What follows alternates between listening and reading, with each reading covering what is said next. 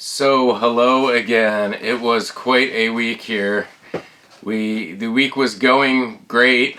We got quite a lot done on the trailer. I fixed the monitor for the security slash backup cameras, and I built out the raised floor for the back of the trailer. And then while I was putting in the stairs and starting the kitchen cabinets, I had an accident with the table saw. I will go into more detail about that at the end of the video, but I did want to say it's fine. I mean, it's sort of bad, but I have all 10 fingers. The one's pretty bad, but it could have been much, much worse. Once again, I appreciate everybody watching, and welcome to Casa Nowhere.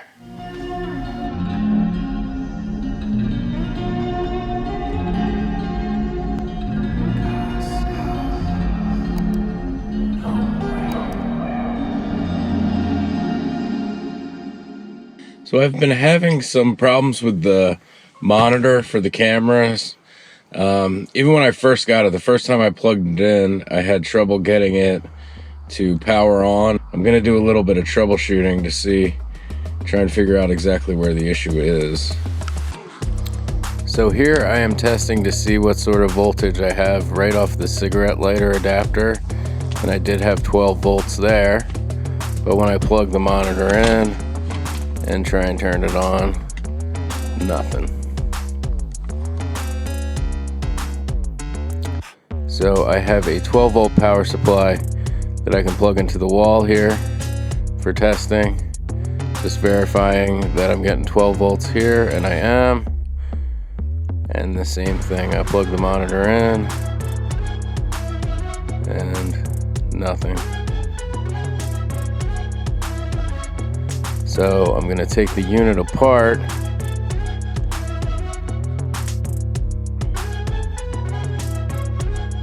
and now I'm testing right where the cord hits the board. My thought is that cheap cord probably has an internal break in it, and I'm not getting any power here, so that means I'm probably on the right track. So here I am soldering a new cord to that little connector where it connects to the circuit board. And once I have it soldered, trimming off the excess and sliding my heat shrink tubing over those solder joints.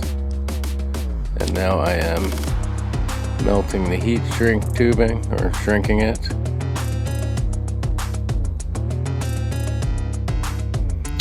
And putting the unit back together. And here's the test. Powered right up. Seems to be working perfectly. Well, good morning. It looks like it's going to be a nice day here in Texas. Since I fixed that monitor yesterday, now I can set up where it's going to mount in the trailer. I don't know if you remember in episode 2, I said I'd be able to move that monitor back and forth between the truck and the trailer, use it as, backup cameras, etc. while I was driving, but when I was in the trailer, be able to use it as security cameras. So I'm going to set that up.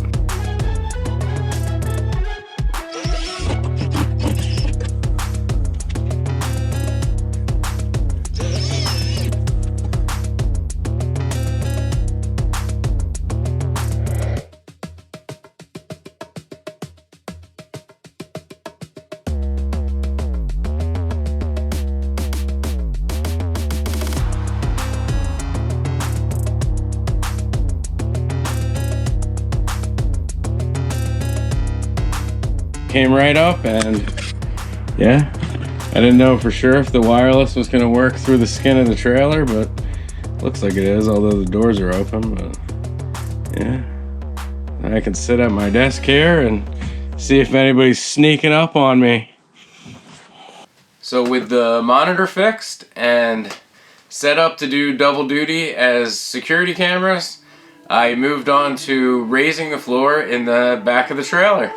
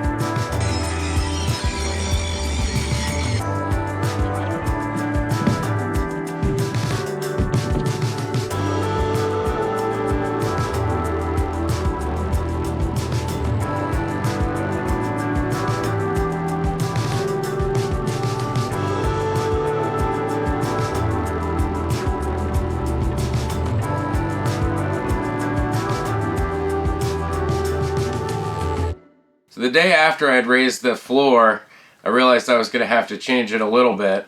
I'm going to have a back wall I'm going to build inside the trailer, and I thought I could put the door up at that raised height, but because the actual double doors of the trailer don't go all the way to the ceiling, they drop down a bit, it would have meant that door was ridiculously short.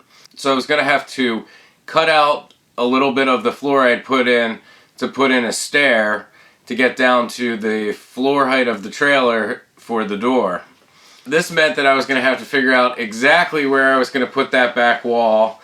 It also meant I was going to have to figure out how wide or deep my cabinets were going to be.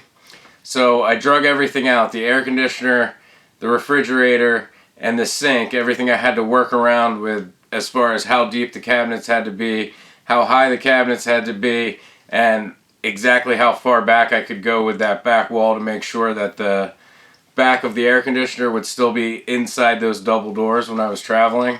So I did that, I figured all that out, and I laid some chalk lines for where the counter was going to go. I started cutting out the floor to build the stairs at the back there. All this was going great. I even started building the structure for the kitchen counters, and then as it was starting to get close to dark, in a bit of a hurry, I was using the table saw to cut a piece of wood for the kick plate for one of the stairs, and that's when it happened. Hey, how's it going? I cut my finger on the table saw. Really doesn't look too bad, just the tip, but I'm at the ER and they're doing a bunch of stuff. So it was pretty bad, but it could have been so much worse. I ended up getting 3 stitches in the left index finger, and they did say I just barely chipped the bone. I was really bummed out. I don't know if I was annoyed. I was kind of traumatized by how much worse it could have been. And I didn't include any of that footage because just watching it was just making me mad at myself more. But it's been a couple days now. The finger's definitely healing, and I'm feeling a little bit better. I'll put some of the footage of the build prior to the accident in the next video. And thank you again for watching Casa Nowhere.